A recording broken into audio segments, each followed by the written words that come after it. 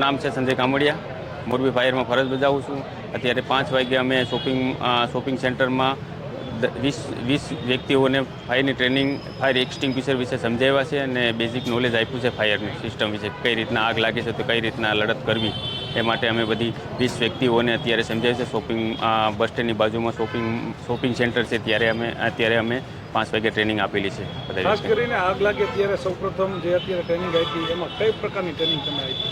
અત્યારે ABC fire extinguisher છે અને CO2 એક્સટિંગ્વિશર છે. નોર્મલી આગ લાગે ત્યારે આનું કઈ રીતના યુઝ કરવો એની અમે ટ્રેનિંગ આપેલી છે. અત્યાર સુધીમાં તમે કેટલી જગ્યાએ ટ્રેનિંગ આપી છે અને આગામી દિવસોમાં કાર્યક્રમ કઈ પ્રકારે રહેશે?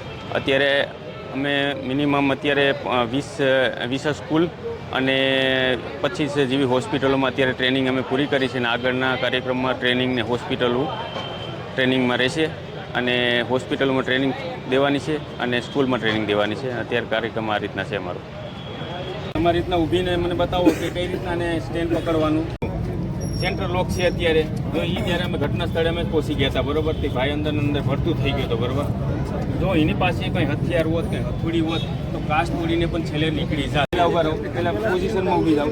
કઈ રીતના તમે પકડજો, પાઇપ કઈ રીતના પકડજો, પહેલાં ભરી ઉપાડો હોય અને હંમેશા આમ ઊંચું નહીં રાખવાનું. સ્થળમાં જ્યાં આગ લાગી હોય ત્યાં જ તમે મારો તો આગ બુઝાઈ જાય. કોઈ મતલબ નહીં જાય, કોઈને જેમ મારો તો પાવડર ભેગું ઉઠી જાય. અમે જ્યાં આગ લાગી છે ત્યાં જ મારો તો અહીંયાની આગ બુઝાઈ જાય. આમાં મને ફોસ્ફેટ પાવડર હોય ને આમાં CO2 ગેસ હોય. હવે વિરુદ્ધ દિશામાં ફેરવો. આ રીતના ચલાવવા માટે લેવું હોય તો લઈ શકો. સવારે